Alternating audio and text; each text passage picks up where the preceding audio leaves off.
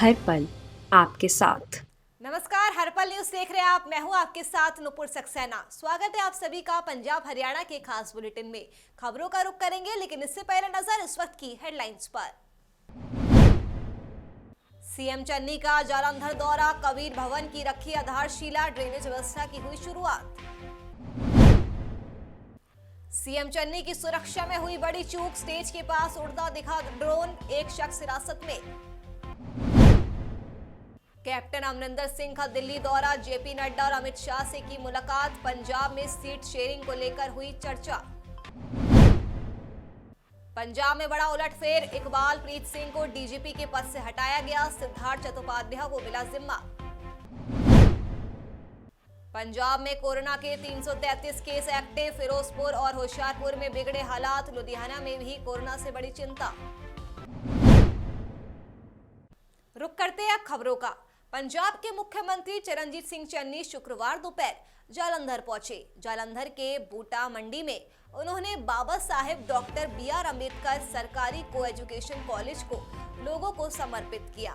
इसके अलावा कबीर भवन की आधारशिला भी रखी गई और उसके बाद सीएम चन्नी ने ABD क्षेत्र में ड्रेनेज व्यवस्था की शुरुआत की। इस दौरान मुख्यमंत्री चरणजीत सिंह चन्नी ने प्रतापपुरा स्थित अनाज मंडी में रखी गई जनसभा को भी संबोधित किया। प्रतापपुरा अनाज मंडी में रखी गई जनसभा में पंजाब प्रदेश कांग्रेस कमेटी के प्रधान नवजोत सिंह सिद्धू, चुनाव प्रचार समिति के चेयरमैन सुनील जाखड़ और कांग्रेस पार्टी के पंजाब मामलों के इंचार्ज हरीश चौधरी ने भी शिरकत की। लुधियाना पहुंचे मुख्यमंत्री चरणजीत सिंह चन्नी की सुरक्षा में बड़ी चूक देखने को मिली। हल्का पूर्वी में रैली के दौरान ड्रोन स्टेज के पास उड़ता दिखा। अधिकारियों के हाथ पांव उस समय फूल गए जब ड्रोन कैमरा बिल्कुल मुख्यमंत्री चरणजीत सिंह चन्नी के नजदीक आ पहुंचा। कैमरा सीएम के बिल्कुल सामने देख पुलिस अधिकारियों ने कैमरा हटाने की बात कही। जब कुछ देर तक ड्रोन कैमरा नहीं हटा तो सीएम सुरक्षा के अधिकारियों ने स्टेज से ही ड्रोन को नीचे उतारने की घोषणा करवाई। ड्रोन कैमरा रैली के बीच पहुंचा तो फिर दोबारा स्टेज से अनाउंसमेंट करवाई गई तो ड्रोन नीचे उतारा गया। बाद में पुलिस अधिकारियों ने ड्रोन कैमरा चलाने वाले नौजवान को हिरासत में ले लिया और उसे अपने साथ ले गए। हालांकि पुलिस अधिकारियों का ये कहना है कि जांच की जा रही है और जांच के बाद ही कोई कार्रवाई आगे की जाएगी। पंजाब कांग्रेस प्रधान नवजोत सिंह सिद्धू एक बार फिर चन्नी सरकार पर हावी होते हुए दिखे। सिद्धू के दबाव में सरकार ने देर रात एक बड़ा उलटफेर कर दिया। डीजीपी इकबाल प्रीत सहोता को कार्यकारी डीजीपी के पद से हटाकर उनकी जगह पर सिद्धार्थ चट्टोपाध्याय को ये जिम्मेदारी सौंपी गई है। सहोता की नियुक्ति को लेकर पंजाब कांग्रेस के प्रधान नवजोत सिंह सिद्धू लगातार विरोध जता रहे थे। चट्टोपाध्याय ही सिद्धू की पसंद थे, लेकिन मुख्यमंत्री चरणजीत सिंह चन्नी ने अपनी पसंद के इकबाल प्रीत सहोता को डीजीपी की जिम्मेदारी सौंपी थी। हालांकि अब इस नई तैनाती के बाद पंजाब में ताबड़तोड़ पुलिस कार्रवाई होने की उम्मीद जताई जा रही है। बता दें कि नवजोत सिंह सिद्धू शुरुआत से ही इकबाल प्रीत सिंह सहोता को डीजीपी बनाने का विरोध कर रहे थे। इसी वजह से उन्होंने प्रदेश अध्यक्ष के पद से इस्तीफा दिया था। हालांकि बाद में हाईकमान के कहने पर सिद्धू मान गए थे। पंजाब के पूर्व सीएम कैप्टन अमरिंदर सिंह दिल्ली दौरे पर है। आपको बता दें कि यहाँ उनकी मुलाकात बीजेपी के पंजाब चुनाव प्रभारी केंद्रीय मंत्री गजेंद्र शेखावत से हुई। इसके बाद वो बीजेपी के राष्ट्रीय अध्यक्ष जेपी नड्डा से भी मिले। इन नेताओं के बीच पंजाब में सीट शेयरिंग को लेकर चर्चा हुई, जिसके बाद कैप्टन केंद्रीय गृह मंत्री अमित शाह से भी मिलने के लिए पहुंचे। पंजाब विधानसभा चुनाव 2022 के लिए कांग्रेस की टिकटों पर आज से मंथन शुरू हो चुका है। चंडीगढ़ में कांग्रेस की स्क्रीनिंग कमेटी की मीटिंग शुरू हो गई है, जिसकी अध्यक्षता करने के लिए कमेटी के चेयरमैन अजय माकन भी वहां पर पहुंच चुके हैं।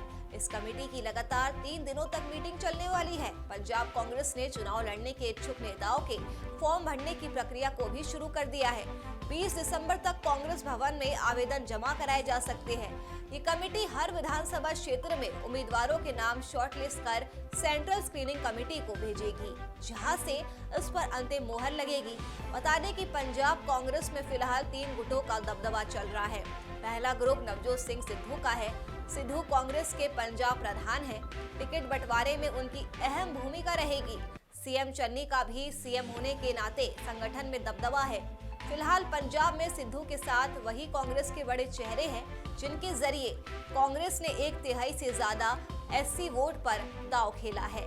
पंजाब कांग्रेस के पूर्व प्रधान सुनील जाखड़ का भी जोर इस दौरान देखने को मिलेगा।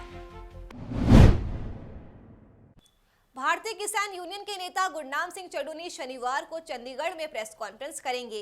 वे कल अपनी नई पार्टी का ऐलान भी कर सकते हैं। चड्ढूनी पहले ही मिशन पंजाब के तहत किसानों को चुनाव लड़वाने की घोषणा कर चुके हैं।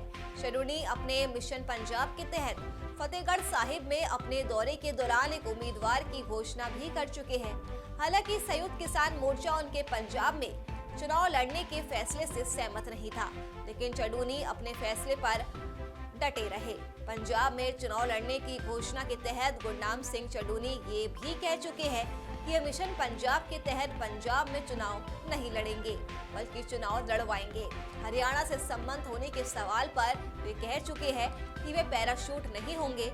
उनका पुश्तैनी गांव पंजाब में है। बता दें कि संयुक्त किसान मोर्चा पंजाब में चुनाव लड़ने के उनके फैसले से सहमत नहीं था और इसी के चलते चड्ढूनी दूसरे किसान नेताओं पर समय समय पर तंज भी कसते रहे हैं। चड्ढूनी का कहना है कि किसान अपनी खुद की सरकार क्यों नहीं बना सकता है।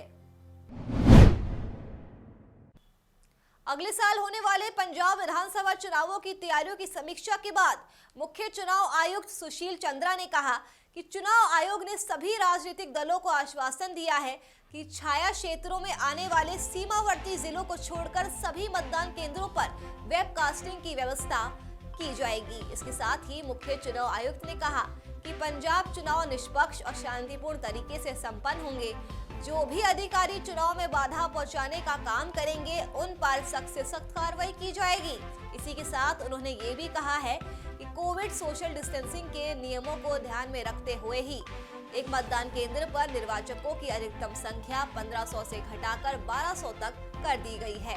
वहीं राज्य में कम से कम 165 महिला प्रबंधित मतदान केंद्र स्थापित किए जाएंगे। पहाड़ों पर बर्फबारी के कारण मैदानी इलाकों में ठंड बढ़ रही है। बीते 24 घंटों में अमृतसर का अधिकतम तापमान शिमला एयरपोर्ट और सोलन से भी कम दर्ज किया गया। वहीं न्यूनतम तापमान में भी लगातार गिरावट देखने को मिल रही है। अमृतसर में धुंध दूसरे दिन भी छाई हुई है और धूप के निकलने के आसार कम ही है। अमृतसर इंटरनेशनल एयरपोर्ट पर खराब हुए रनवे विजुअल रज यानी आरवीआर ठीक नहीं हो पाए हैं, जिसके चलते गुरुवार को 24 फ्लाइट्स को रद्द किया गया और 9 उड़ानों को डाइवर्ट करना पड़ा था। अमृतसर एयरपोर्ट के अधिकारी आरवीआर को ठीक करने में लगातार लगे हुए हैं। आरवीआर का एक पार्ट मिलने के कारण इसे ठीक करने में दिक्कत आ रही है। पंजाब में ओमिक्रॉन वेरिएंट का कोई केस नहीं है, लेकिन कोरोना के 333 एक्टिव केस मरीज है। मंगलवार को आई रिपोर्ट के मुताबिक मोहाली, होशियारपुर और फिरोजपुर में सबसे ज्यादा एक्टिव केस मिले हैं। मोहाली में 54, फिरोजपुर में 44 और होशियारपुर में 39 एक्टिव केस है। वहीं लुधियाना में भी कोरोना के 32 एक्टिव केस है। मोगा में गुरुवार को कोई एक्टिव केस नहीं था। वहीं फाजिलका और मानसा में एक कोरोना केस है। फतेहगढ़ साहिब, फाजिलका, मानसा, संगरूर और मुक्तसर में कोरोना से राहत मिली है। यहाँ पर 1 से 4 ही एक्टिव केस है। जालंधर में कोरोना के 18 एक्टिव केस है। पटियाला में 21, बठिंडा में 19, गुरदासपुर में 8, पठानकोट में 24, कपूरथला में 19, रोपड़ में 10, एसबीएस नगर में 6, तरनतारन में 13 और बरनाला में 7 एक्टिव केस मिले हैं। हरियाणा विधानसभा का शीतकालीन सत्र शुक्रवार दोपहर 2 बजे शुरू हो चुका है। ये शीतकालीन सत्र 4 दिनों तक चलने वाला है। इस दौरान सत्र के हंगामेदार रहने की भी संभावना है, क्योंकि एचपीएससी भर्ती घोटाला, युवाओं और किसानों समेत कई मुद्दों को लेकर विपक्ष सरकार को घेरेगा। वहीं हरियाणा विधानसभा के शीतकालीन सत्र में 6 बिल भी आ रहे हैं। उनमें ज्यादातर बिल ऐसे हैं जिसमें अमेंडमेंट करने की जरूरत है। इसमें मेट्रोपॉलिटन काउंसिल पंचकुला का बिल है। उसमें अंबाला की जगह कमिश्नरेट पंचकुला लिखा गया है। वहीं हरियाणा विधानसभा के 4 दिन के इस शीतकालीन सत्र में कोरोना नियमों के तहत ही एंट्री होगी, जबकि विधायकों के बैठने का इंतजाम भी कोविड-19 प्रोटोकॉल के तहत ही किया गया है। सरकारी बैंकों के निजीकरण के विरोध में 2 दिन की देशव्यापी हड़ताल के चलते शुक्रवार को टोहाना के बैंक कर्मचारी हड़ताल पर रहे। इस दौरान बैंकों को ताला लगाकर कर्मचारी बाहर धरने पर बैठे रहे। इस दौरान कर्मचारियों ने सरकार के खिलाफ जमकर नारेबाजी की। बैंक कर्मचारियों की माने तो अगर सरकार ने बैंकों का प्राइवेटाइजेशन किया तो कर्मचारियों की हड़ताल लंबी चलेगी। इस दौरान बैंक अधिकारी परमजीत दुग्गल ने बताया कि सरकार बैंकों का निजीकरण करने जा रही है, जिस कारण लाखों लोग बेघर हो जाएंगे। ये बैंकों का निजीकरण करने जा रही है, सरकारी बैंकों का निजीकरण करने जा रही है सरकार। इसके विरोध में हम 2 दिन की हड़ताल करने जा रहे हैं। कल भी हड़ताल रहेगी? हाँ, कल भी पूरी हड़ताल रहेगी जी। क्या मांग करते हो? हम यही मांग करते हैं कि बैंकों का निजीकरण बंद करें। अगर निजीकरण बंद नहीं किया जाता तो क्या आगे भी हड़ताल की जाए? आगे भी जो जैसे हमारी आगे की यूनियन हमें जैसे भी गाइड करेगी वैसे हम आगे प्रोग्राम करेंगे। गुरुग्राम में खुले में नमाज पढ़ने को लेकर पिछले कई महीनों से विवाद चल रहा है। ये मामला अब सुप्रीम कोर्ट तक पहुंच चुका है। उस मामले में हरियाणा के डीजीपी और मुख्य सचिव के खिलाफ अवमानना याचिका दाखिल की गई है। याचिका में कहा गया है कि पुलिस और प्रशासन अभद्र भाषा और सांप्रदायिक उकसावे के खिलाफ कार्रवाई करने में विफल रहे। जहां गुंडे लोगों को नमाज अदा करने से रोकते हैं। राज्यसभा के पूर्व सांसद मोहम्मद अदीब द्वारा दायर याचिका में कहा गया है कि गुरुग्राम पुलिस और प्रशासन की निष्क्रियता नफरत फैलाने वाले भाषणों और घृणा अपराध को जन्म दे रही है, क्योंकि पुलिस उन लोगों के खिलाफ कोई भी कार्रवाई नहीं कर रही है जो मुसलमानों को जुमे की नमाज अदा करने से रोक रहे हैं। बता दें कि बीते 3 महीनों से सेक्टर 47, सेक्टर 12A और अब सेक्टर 37 में जिला प्रशासन की तरफ से चिन्हित जगहों पर खुले में नमाज का विरोध किया जा रहा है। विरोध के चलते शहर में शुक्रवार की नमाज की संख्या घटकर आधी रह गई है। जानकारी के मुताबिक पहले जहां शहर में 37 जगह शुक्रवार को नमाज अदा की जाती थी, तो वहीं अब ये संख्या घटकर केवल 19 रह गई है। हरियाणा शहरी विकास प्राधिकरण की ओर से सिरसा में सेक्टर 20 पार्ट 3 में भारतीय जनता पार्टी की सिरसा इकाई को पार्टी कार्यालय के लिए प्लॉट आवंटित किया गया है, लेकिन अलॉटमेंट को रद्द करवाने के लिए स्थानीय लोगों ने पंजाब हरियाणा हाईकोर्ट का दरवाजा खटखटाया है। हाईकोर्ट ने बीजेपी के प्रदेश अध्यक्ष ओपी धनखड़ और हुड्डा प्रशासक हिसार सहित मुख्य प्रशासक को नोटिस जारी किया है। दरअसल बीजेपी सिरसा इकाई को पार्टी कार्यालय के लिए 2000 वर्ग गज का प्लॉट 18 जनवरी 2017 को बी ब्लॉक सिरसा के रिहायशी क्षेत्र में अलॉट किया गया था। कॉलोनी वासियों के लगातार विरोध पर हुड्डा ने उस भूमि पर विकसित पार्क के चलते अलॉटमेंट रद्द कर दी थी। बी ब्लॉक के प्लॉट के बदले सरकार और हुड्डा प्रशासन ने पार्टी को दोबारा सेक्टर 20 पार्ट 3 सिरसा के रिहायशी क्षेत्र में पार्क और संपदा अधिकारी के घर की जगह नक्शे में मनमानी ढंग से हेरफेर करके जून 2021 में अलॉट कर दिया। हुड्डा प्रशासन की पॉलिसी के अनुसार किसी रिहायशी क्षेत्र में किसी भी राजनीतिक दल को कार्यालय निर्माण के लिए प्लॉट अलॉट नहीं किया जा सकता है। हरियाणा सरकार ने वन टाइम सेटलमेंट स्कीम के तहत हरियाणा महिला विकास निगम से ऋण लेने वाली महिला लाभार्थियों का ब्याज माफ करने का बड़ा फैसला लिया है। इस स्कीम के तहत उन महिला लाभार्थियों का ब्याज माफ किया जाएगा जो 31 मार्च 2019 को कुल बकाया मूलधन राशि की अदायगी एक मुश्त या किस्तों में 2 दिसंबर 2021 से पहली जून 2022 तक कर देगी। महिला को ब्याज माफी का लाभ केवल पूर्ण बकाया बड़ी मूलधन राशि की अदायगी पर ही दिया जाएगा।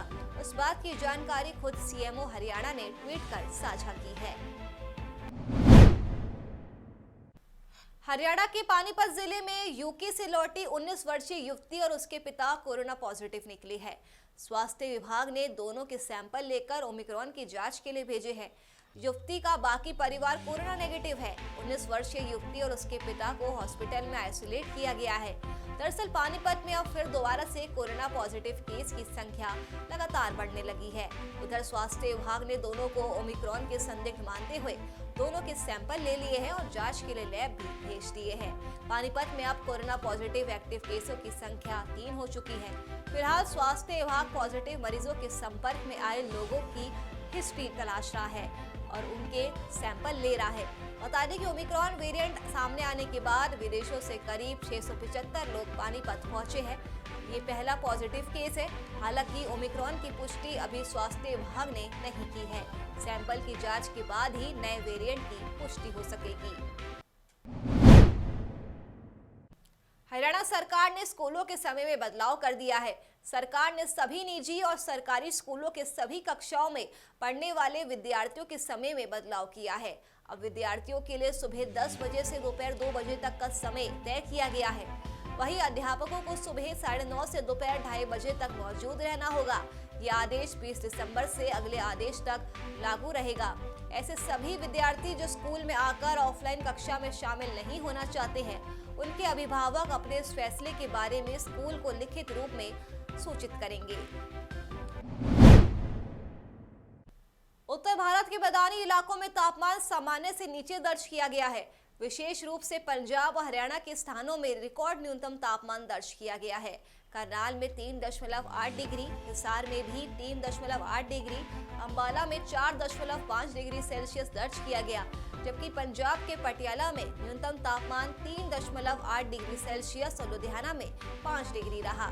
इसके अलावा उत्तर भारतीय मैदानी इलाकों के कई हिस्सों में न्यूनतम तापमान 5 डिग्री से नीचे दर्ज किया गया है।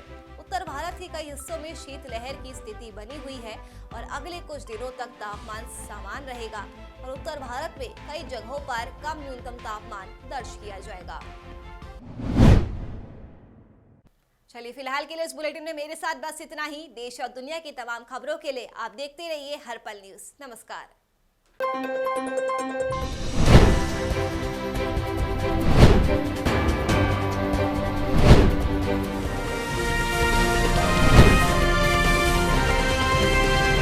हर पल आपके साथ।